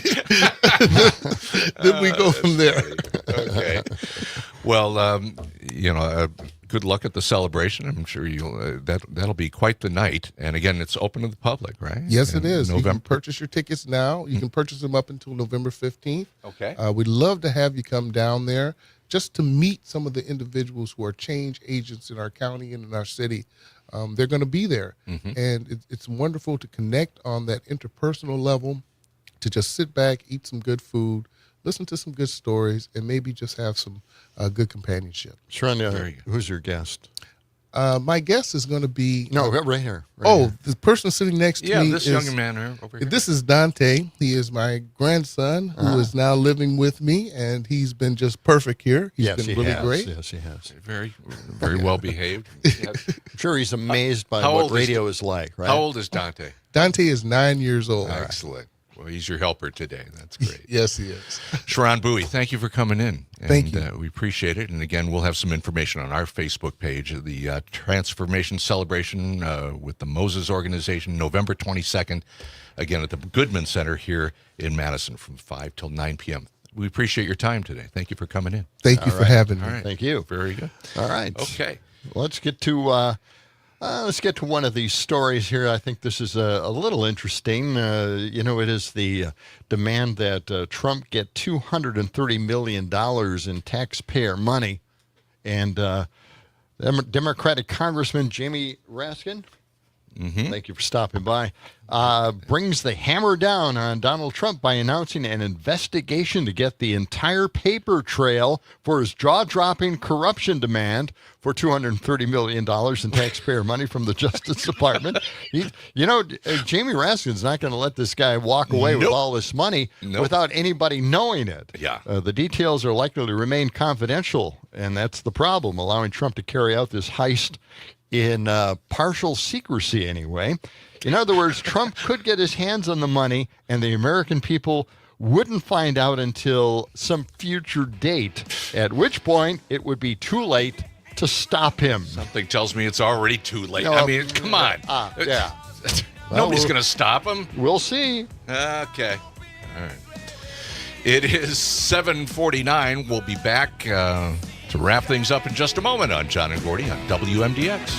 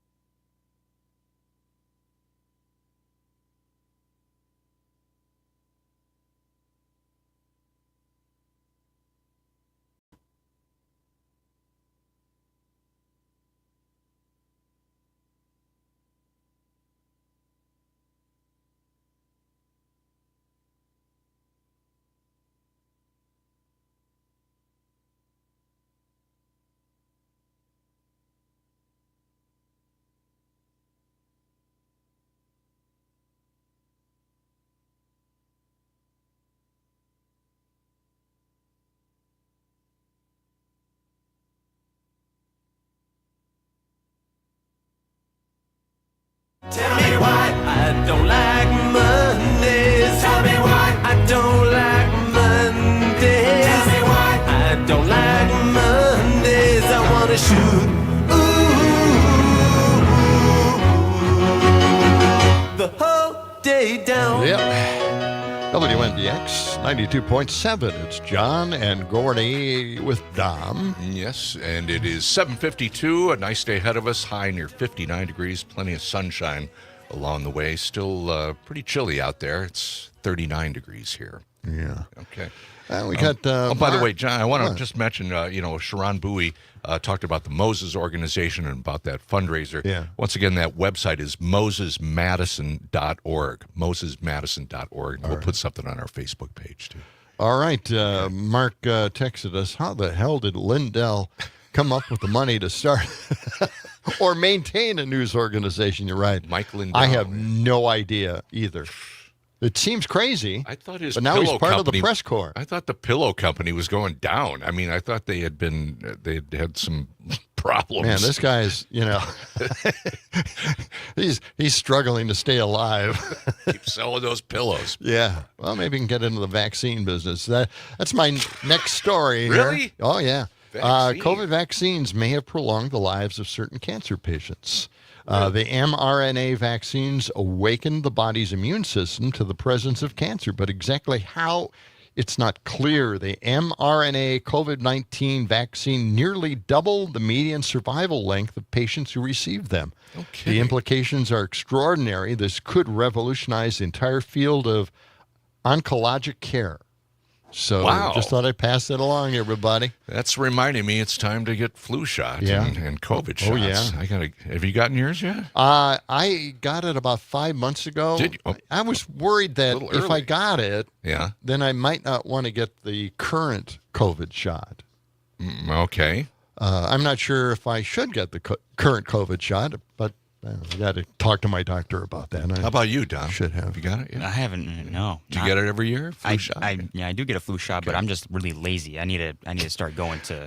Well, yes, a lot of people are lazy. The number of people in Wisconsin who received COVID-19 vaccines in September is down 33%. Oh, man. Since last year. So get the hell out there, will you? I'm going today. I'm going to get my flu shot and COVID shot today. Mm-hmm. Okay. How about this? In a forthcoming study, I'm glad you guys, every once in a while I do a good thing, And I'm glad I've encouraged Thank you for reminding us. Get your COVID vaccines, okay? In a forthcoming study, a University of Wisconsin-Madison economist analyzed data from the pandemic and found real-world evidence that the COVID-19 vaccine actually reduces the spread of the disease between vaccinated people and their close contacts, like family members. Wow, okay. Among children in Indiana, the COVID-19 vaccine reduced the number of infections by 80% for those who received it. Even more significantly, every 2 vaccinated children prevented approximately 1 additional COVID-19 case in their households. So it has worked. It works. Giving your children the vaccine works for other family members as well. Hey. I know this is going to get lost on RFK Jr. He doesn't care. You might want to get vaccinated not just to protect yourself, but to protect your family and people that you interact with closely. We have some evidence that in the past that was it had a real effect on COVID-19. Yes. Way back when. So a lot of lives were saved. A lot of people were prevented from getting it. The big hit on that was it didn't prevent the transmission of COVID to other people. Well, we're finding out that it actually did from the analysis. And they never wait for analysis. No. Right? The right wing, they don't wait. They just want to badmouth it and, the anti-vaxxers. Make it, RFK Jr. Make everybody stay away from something healthy. Now, this is big news for this wonderful Christmas season rolling in. Toys R Us is coming back. It is? Yes, in different ways, but it's coming back. Toys R Us retailer will open 30 new locations in the U.S. All right. The brand plans to open a series of permanent flagship stores in 8 states. Now they're coming back. Are they coming to Wisconsin? I don't know. You know, I didn't check the link. I was going to do that to see if they were coming here. Okay, anyway, there are 20 seasonal shops like the Halloween stores that crop up like everywhere. a pop-up shop. Yeah, they're going to have pop-up Toys R Us stores all over. Okay. Toys R Us has opened hundreds of pop-up locations within Macy's department store, which is right here at Midvale. It also announced plans to open shops in airports. Airports. When you go to an airport to go shopping. Well, when you're waiting 2 or 3 hours for your next flight, or 3 days, go buy some toys, and take to the kids. Or on cruise ships. Cruise ships. No, you know the thing is you don't want to buy a lot of stuff because you got to carry it with you. Right? Airports and cruise ships. You're carrying as few things as possible, and now you're going to go shopping for toys?